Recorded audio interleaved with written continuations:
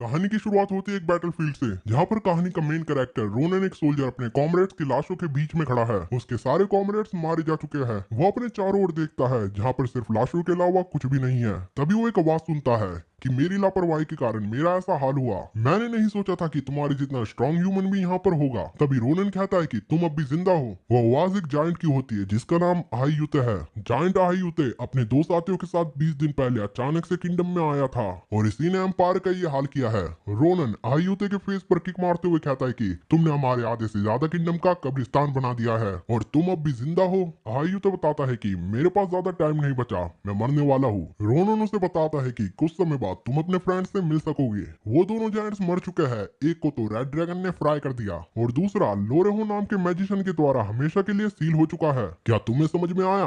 आयुते से कहता है कि तुम मुझसे सच को नहीं छुपा सकते। हम चिल्ड्रंस ऑफ द स्टार एक दूसरे के संग सेंस को शेयर करते हैं। मैं जानता हूँ कि जायंट्स को मारते हुए रेड ड्रैगन और लोरेहन भी मर चुके हैं, जिसका मतलब सारे स्ट्रॉन्ग अपोनेंट्स मर चुके हैं। रोनन कहता है कि क्या तुम भूल गए, मैं अब भी जिंदा हूँ। आयुते कहता है कि तुम मुझे धोखा नहीं दे सकते। मैं जानता हूँ कि तुम भी मर रहे हो। अगर तुमने अपने स्किल्स को पहचान लिया होता और सही से ट्रेनिंग की होती तो तुम हमारे गोल के बीच में एक बहुत बड़ी प्रॉब्लम होते। रोनन कहता है तुम्हें मुझे बताने की कोई जरूरत नहीं है। मैं जानता हूँ कि मेरी जिंदगी कितनी बेकार रही है। बातें करना बंद करो, तुम्हारे मरने का टाइम आ गया है। आयुते उसे बताता है कि तुम एक ग्रेट ह्यूमन हो, तुम्हें अपने आप पर प्राउड होना चाहिए, पर आखिरकार तुम्हारा वर्ल्ड स्टारलाइट के द्वारा तबाह कर दिया जाएगा। उसे सुनने के बाद रोनन आयुते का सिर काट देता है। रोनन वहां से जाने लगता है। वो सोचता है कि जो हो चुका है मैं उसे नहीं बदल सकता। वो अपने कॉमरेड्स को याद करता है, वो अपने फ्रेंड्स को याद करता है जो कि अब मर चुके हैं। रोनन उनकी लाशों को देखता हुआ कहता है कि क्या तुम आखिर तक लड़े? क्या तुम्हें लगा कि तुम भी मेरे जितने स्ट्रॉन्ग थे?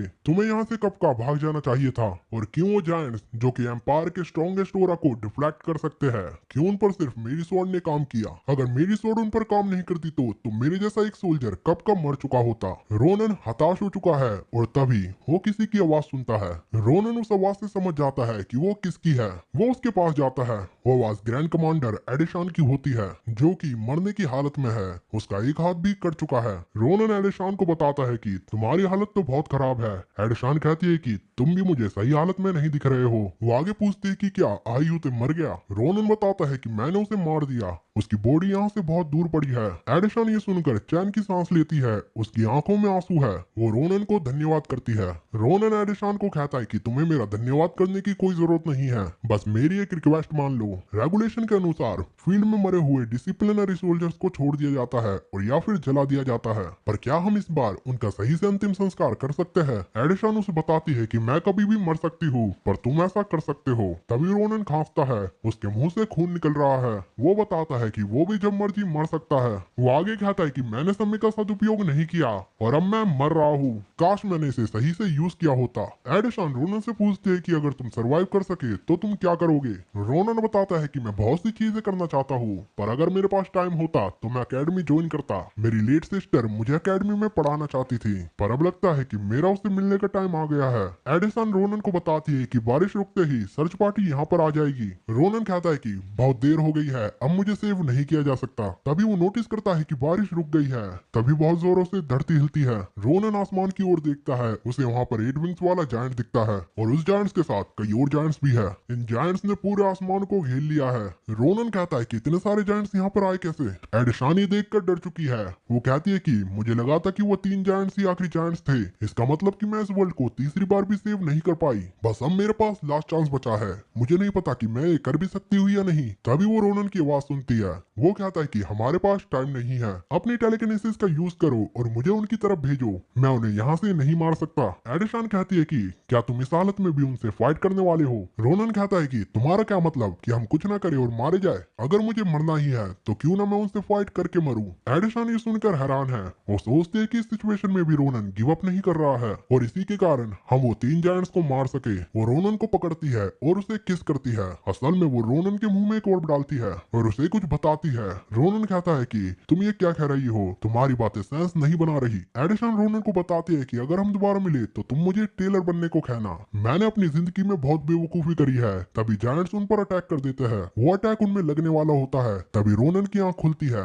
वो ग्रैंड कमांडर एडेशान को आवाज लगाता है। वो अपने आसपास देखता है, उसे यकीन नहीं होता। वो अपने होम टाउन न्यूब्यूटन आ गया है। वो टाइम में 10 साल पीछे आ चुका है। रोनन ग्रैंड कमांडर एडेशान से हुई कन्वर्सेशन याद करता है। वो उसके मुंह में ब्लू ऑर्ब डालती है। वो उसे बताती है कि ये ऑर्ब तुम्हें टाइम में पीछे ले जाएगा, और इसके कारण मैं, जो कि एक टेलर थी, ग्रैंड कमांडर की पोजीशन पर पहुंच सकी। वो बताती है कि ये ऑर्ब तुम्हें 4 बारी टाइम में पीछे ले जा सकता है, पर मैं इसे 3 बार यूज कर चुकी हूँ। वो कहते हैं कि मुझे लगता है कि तुम इस वर्ल्ड को तबाह होने से रोक सकते हो, इसलिए तुम इस ऑर्ब का आखिरी बार यूज करके टाइम में पीछे जाओ। तुम्हें और स्ट्रॉन्ग होना होगा, जिसके लिए तुम्हें फिलियन अकेडमी जाना चाहिए। उस अकेडमी में कई स्ट्रॉन्ग पीपल है। मुझे पक्का पता है कि वो तुम्हारी हेल्प जरूर करेगी। वो रोनन से कहते हैं कि अगर हम आगे मिले तो मुझे सिर्फ टेलर बने रहने की कहना। रोनन को यकीन नहीं हो रहा। वो अपना सिर पेड़ में मारने लगता है। उसे लगता है कि ये एक ड्रीम है। वो चिल्लाते हुए कहता है कि अगर ये रियल है भी तो, अगर मैं सही में पास्ट में आ गया हूँ तो मैं क्या करूँ। तभी उसे याद आता है कि अब वो अपनी सिस्टर से मिल सकता है।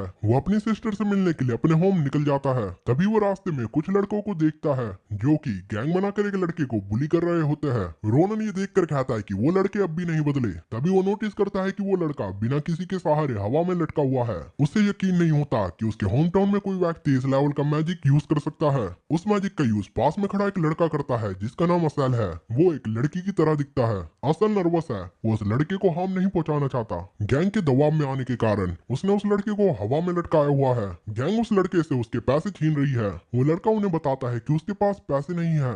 जो भी पैसे उसके पास थे वो उसकी मदर की मेडिसिन में लग गए। गैंग का लीडर हांस उस लड़के को बताता है कि मुझे फर्क नहीं पड़ता कि तुम्हारी मदर बीमार है। हांस उसको मारने लगता है और वहीं उसके साथ ही इसका मजा ले रहे होते हैं। हांस असेल से उस लड़के को और ऊपर उठाने की कहता है। असेल हांस को बताता है कि मैं ये नहीं कर सकता। अगर मैं इसे ऊपर लेकर गया और ये गिर गया तो। हांस असेल को कहता है कि तुम तो ऐसे डर रहे हो जैसे कि तुम कोई लड़की हो। वो असेल को धमकाते हुए उस लड़के को और ऊपर उठाने की कहता है। असेल सोचता है कि उसने इस मैजिक को गलत ही सीख लिया। असेल ऐसा नहीं करना चाहता। वो डर चुका है। वो सोचता है कि उसे हैंस को ऐसा करने से मना करना होगा। वो धीमी आवाज में हैंस को इसे रोकने की कहता है, पर तभी रोनन असेल को वुडन स्वॉर्ड से हिट करके रोकता है। वो लड़का जमीन पर गिर जाता है। इसे देखकर हैंस गुस्सा हो जाता है। वो असेल को कहता है कि क्या ये मजाक चल रहा है, क्या तुम किसी की बात मानकर ऐसे रुक जाओगे। रोनन असेल से कहता है कि तुम हैंस की चिंता मत करो और मुझसे बात करो। मुझे ये बताओ कि तुमने ये टेलीकिनेसिस मैजिक कहाँ से सीखा। असेल बताता है कि उसने मैजिक एक ग्रिमवार्ड से सीखा है, जो कि उसे रास्ते में एक बुक बेचने वाले से मिली थी। रोनन को यकीन नहीं होता कि असेल ने इतना सब कुछ सिर्फ एक बुक से सीखा। वो सोचता है कि इसकी पावर उसके काम आ सकती है, पर तभी वो एक स्वॉर्ड की अनसित होने की आवाज सुनता है। वो हैंस होता है। उसने अपनी स्वॉर्ड निकाल ली है। वो कहता है कि तुम्हारी हिम्मत कैसे हुई मुझे इग्नोर करने की। कहीं तुम्हें ऐसा तो नहीं लग रहा कि मैं तुमसे दोबारा फाइट में हार जाऊंगा। आज मैं तुम्हें सबक सिखा कर रहूंगा। ऐसा कहते हुए हैंस रोनन पर अटैक करता है। रोनन नोटिस करता है कि हैंस में स्किल्स नहीं है। उसे लगता है कि वो स्ट्रॉन्ग है, पर ये मेरा कुछ भी नहीं बिगाड़ सकता। रोनन हैंस को डॉज कर लेता है। हैंस को यकीन नहीं होता। रोनन सोचता है कि भले ही मेरी बॉडी चेंज हो गई हो, पर मेरे में अब भी सोल्जर की स्किल और बैटल सेंस है। हैंस हंसता है। वो कहता है कि तुम लकी हो, नहीं तो तुम्हारा अभी तक काम तमाम हो गया होता। अभी भी देरी नहीं हुई है। मेरे सामने झुको और मुझसे जिंदगी की भीख मांगो। तब हो सकता है कि मैं तुम्हारा एक हाथ काटने के बाद यहाँ से जाने दूं। वो आगे कहता है कि अगर तुम मेरे हाथों मर भी गए तो तुम चिंता मत करना, मैं तुम्हारी सिस्टर का ख्याल रखूंगा। रोनन कहता है कि तुमने मेरी सिस्टर के बारे में क्या कहा। हांस बताता है कि जब से मैंने तुम्हारी सिस्टर को देखा है मैं उसकी बॉडी का दीवाना हो गया हूँ। मैं उस हैंस को। इतना सुनने पर रोनन हांस पर वुडन स्वॉर्ड से अटैक करता है और उसका एक कान काट देता है। हांस दर्द के मारे चिल्लाने लगता है। उसके साथी ये देखकर डर गए हैं। रोनन गुस्से में हांस के सामने खड़ा है। वो कहता है कि क्या तुम मेरे हाथों मरना चाहते हो। हैंस रोनन के सामने बैठ गया है और वहीं गैंग के बाकी लड़के ये देखकर डर गए हैं। उन्हें यकीन नहीं हो रहा कि सिर्फ एक स्टिक से किसी का कान भी काटा जा सकता है। रोनन उन्हें बताता है कि अगर तुम्हें अपनी जान प्यारी हो तो हैंस को उठाओ और यहाँ से चलते बनो, और जितना भी तुम्हारे पास पैसा है उन्हें छोड़ के जाओ, वरना तुम्हारी खैर नहीं। रोनन वो सारा पैसा उस लड़के को दे देता है। वो लड़का रोनन से कहता है कि ये तो बहुत ज्यादा है, इतना तो उन्होंने मुझसे छीना भी नहीं था। रोनन उसे बताता है कि तुम इस पैसे को ले जा सकते हो, मेरे लिए हांस की ये स्वॉर्ड काफी है और तुम उनकी चिंता मत करना, आगे से वो तुम्हें कभी परेशान नहीं करेगी। वो लड़का रोनन का धन्यवाद करता है। रोनन उसे वहाँ से जाने की कहता है। तभी असेल उनकी कन्वर्सेशन इंटरप्ट करता है। वो उस लड़के से माफी मांगता है। वो कहता है कि मैं ये जानता हूँ कि मुझे कभी हैंस का साथ नहीं देना चाहिए था, पर मैं बहुत डर गया था, मेरे पास कोई और ऑप्शन नहीं बचा था। वो लड़का असेल को बताता है कि तुम्हें माफी मांगने की कोई जरूरत नहीं है, मैंने तुम्हें देखा, हैंस तुम्हें धमकी दे रहा था, मैं समझ गया था कि तुम्हारी हालत भी मेरी तरह ही थी, तुम्हारी कोई गलती नहीं है। इसके बाद वो लड़का वहाँ से चला जाता है। रोनन असेल को देखकर सोचता है कि ये बुरा इंसान नहीं है। वो असेल को याद दिलाता है कि मुझे तुमसे बहुत जरूरी काम है, तो आज से 4 दिन बाद तुम मुझे यहाँ पर मिलना। ऐसा कह के रोनन घर की ओर जाने लगता है। असेल रोनन से पूछता है कि वो 4 दिन बाद क्या करने वाला है। रोनन उसे बताता है कि अभी मैं बिजी हूँ, 4 दिन बाद जब पूरा चांद आसमान में हो तो तुम मुझे मिलना, और अगर तुम नहीं आए तो तुम्हारी खैर नहीं। रोनन असेल को धमकी देकर वहाँ से चला जाता है। वो घर के आगे खड़ा है, उसे हेजिटेशन हो रही है। उसने अपनी सिस्टर के लिए रास्ते में से फ्लावर भी इकट्ठे कर लिए हैं। उसे लगता है कि ये कुछ ज्यादा हो जाएगा। वो फ्लावर को फेंकने जाता है, तभी डोर ओपन होता है। उसकी सिस्टर कहती है कि मैंने किसी की आवाज सुनी, मुझे नहीं पता था कि ये तुम हो रोनन। रोनन को हेजिटेशन हो रही है। वो सोचता है कि जब मैं सोल्जर था तो मैंने इसके बारे में काफी सोचा कि जब मैं तुमसे मिलूंगा तो क्या कहूंगा, क्या मैं तुमसे माफी मांगू कि मैं तुम्हें बिना बताए चला गया, और या फिर ये कहूँ कि मैंने तुम्हें बहुत मिस किया। मैंने इसके बारे में 1000 बार सोचा, अगर मैं सोल्जर होता तो तुमसे ये कहता, पर अब मेरा ये कहना ठीक रहेगा। रोनन की सिस्टर का नाम इरिल है।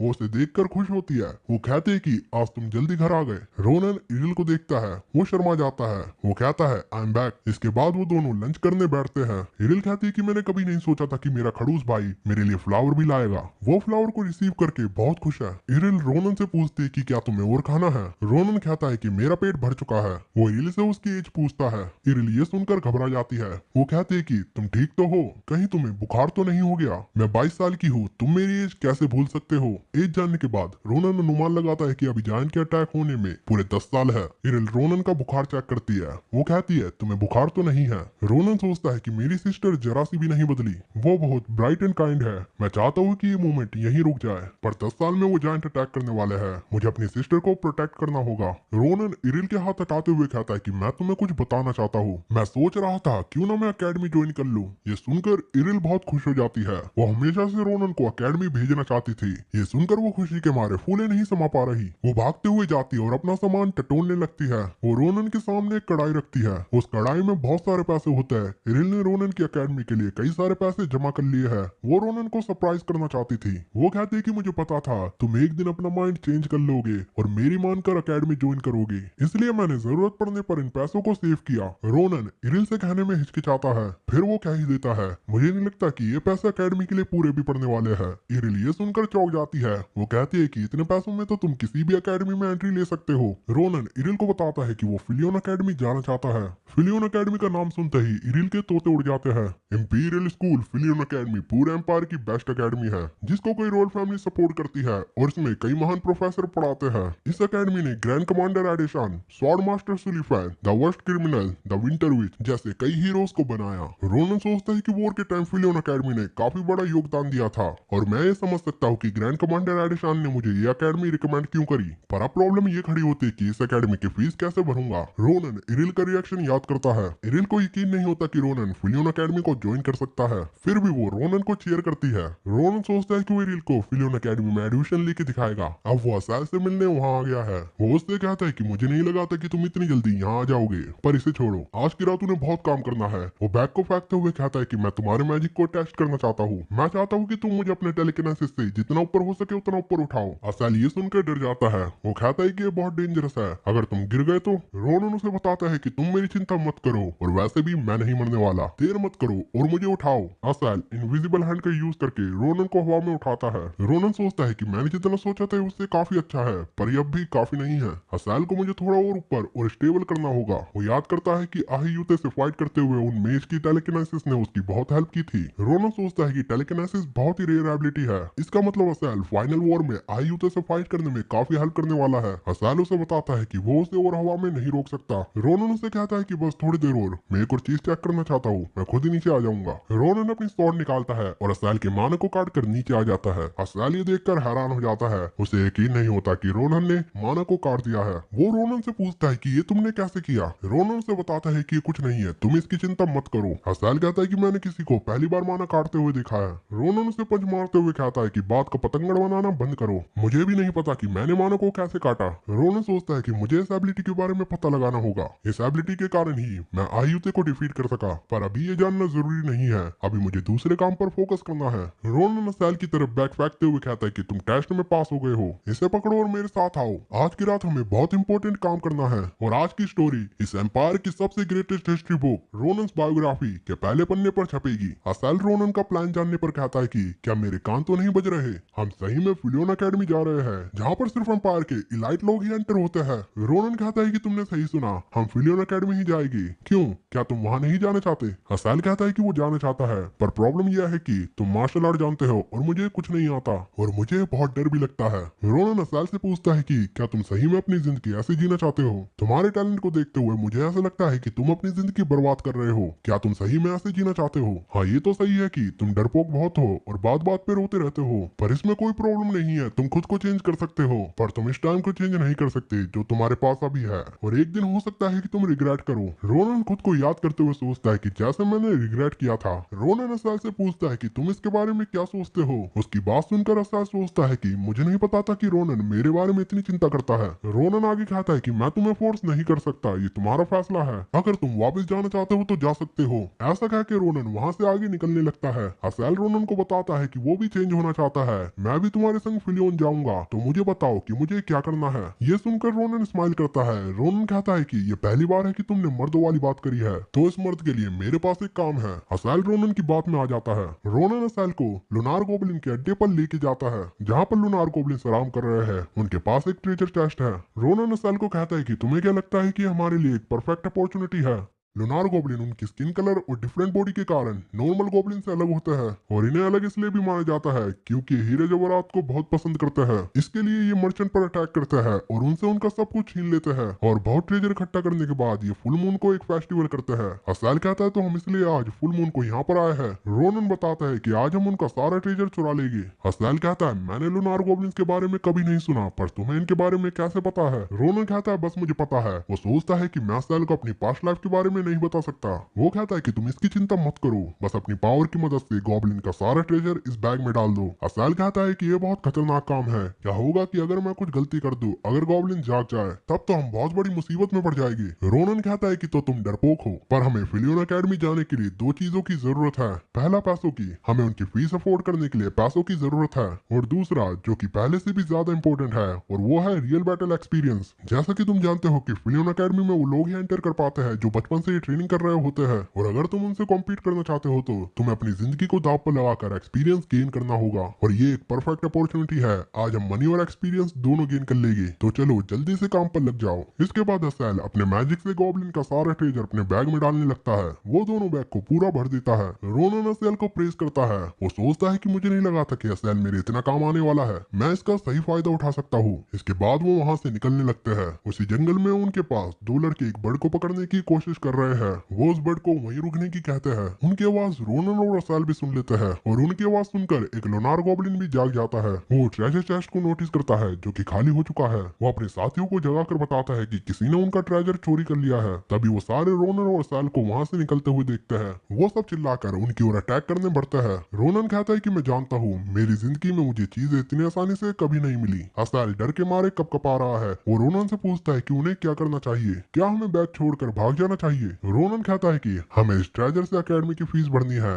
हम इसे हाथ से नहीं जाने दे सकते। गॉब्लिन उसके पास आ गया है। रोनन अपनी स्वॉर्ड निकालता है। वो सोचता है कि ये बहुत चीप स्टील से बनी है, ये ज्यादा से ज्यादा 15 अटैक्स ही झेल पाएगी, और गॉब्लिन की संख्या लगभग 30 के पास है। रोनन सोचता है कि 15 अटैक उसके लिए काफी है। वो गॉब्लिन पर अटैक करता है और एक स्विंग में 3 गॉब्लिन के सिर काट देता है। इसे देखकर असाल चौंक गया है। रोनन ने सारे लुनार गॉब्लिन्स को मार दिया है। असाल को अपनी आंखों पर यकीन नहीं हो रहा। वो इंसिडेंट को याद करता है कि रोनन ने एक स्ट्राइक में 3 गॉब्लिन का सिर काट दिया, और फिर उसके बाद पीछे आ रहे गॉब्लिन को भी जान से मार दिया। मानो कि जैसे रोनन एकदम से गायब हो गया हो और फिर सडनली तुम्हारे सामने आ गया हो। रोनन असाल को बताता है कि टाइम वेस्ट मत करो, चलो घर चलते हैं। रोनन कहता है कि मैं बहुत थक गया हूँ, मुझे लगा था कि ये मिशन आसान होगा। वो सोचता है कि उसकी सिर्फ कुछ गॉब्लिन से फाइट करने में मसल इतनी दर्द क्यों हो रही है, लगता है कि मैं शेप में नहीं हूँ, मुझे ट्रेनिंग करने की जरूरत है। असाल रोनन से पूछता है कि वो आवाज किसकी थी। रोनन कहता है मुझे क्या पता। रोनन कहता है है कि कौन है जो इतनी रात को जानवरों की तरह चिल्ला रहा है, अगर वो मुझे मिल गया ना मैं उसे छोड़ूंगा नहीं। तभी उनके पीछे से उन दो लड़कों में से एक लड़का एरो शूट करता है। वो एरो असैल को हिट करने वाला होता है, पर तभी रोनन उस एरो को पकड़ लेता है।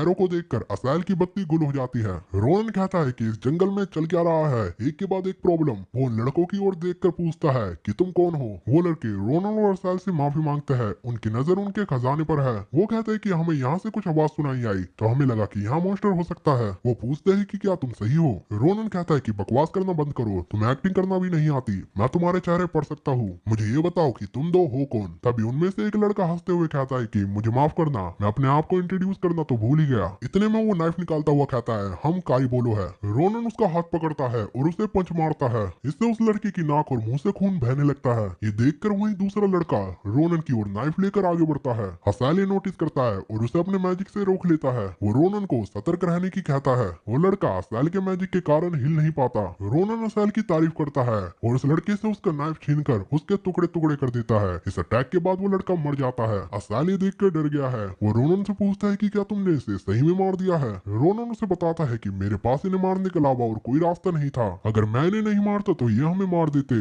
और वैसे भी क्या तुमने नहीं सुना, ये कारीबोलो से बिलोंग करते हैं। कारीबोलो एक गैंग है जो जानवरों के शिकार से लेकर किडनैपिंग और ह्यूमन ट्रैफिकिंग भी करती है और ये एम्पायर में सबसे बदनाम गैंग है। रोनन दूसरे लड़के को भी मार देता है। रोनन असैल को बताता है कि अगर मैं यहाँ नहीं होता तो उन्होंने तुम्हें मारकर अब तक तो तुम्हारे ऑर्गन्स को भी बेच दिया होता। इन जैसे लोगों को जान से मारना ही ठीक है। कारीबोलो के पास एक बैग होता है, वो हिलने लगता है। वो बैग हवा में उड़ जाता है। रोनन और असैल भी ये नोटिस कर लेते हैं। रोनन कहता है कि लगता है कि उन्होंने किसी एनिमल को पकड़ लिया था। रोनन उस बैग को खोलता है। उस बैग में से एक बर्ड निकलती है। रोनन बर्ड को देखकर कहता है कि ये तो बहुत ही अजीब बर्ड है। असैल और रोनन दोनों ने कभी ऐसी ब्लू बर्ड को नहीं देखा होता। रोनन बर्ड के लेग में शैकल्स नोटिस करता है। वो समझ जाता है कि ये शैकल्स माना के फ्लो को डिस्टर्ब करती है। वो असैल को बताता है कि इस शैकल से कारीबोलो रेयर एनिमल को पकड़ता है। हो सकता है कि ये ब्लू बर्ड भी रेयर बर्ड हो। तभी ब्लू बर्ड के ऊपर एक मैजिक सर्कल अपीयर होता है। उसमें से एक आवाज आती है कि क्या कोई इसे सुन सकता है। ये आवाज सुनकर असैल चौंक जाता है। उसे लगता है कि ये बर्ड बोल रही है। रोनन उसे बताता है कि ये कम्युनिकेशन स्पेल है। रोनन नोटिस करता है कि वो बैग जिसमें से बर्ड निकली थी वो भी माना के फ्लो को ब्लॉक करता होगा। बैग से बाहर आते ही कम्युनिकेशन स्पेल ऑन हो गया। रोनन कम्युनिकेशन स्पेल से बर्ड के ओनर से बात करता है। बर्ड के ओनर का नाम बैरन है।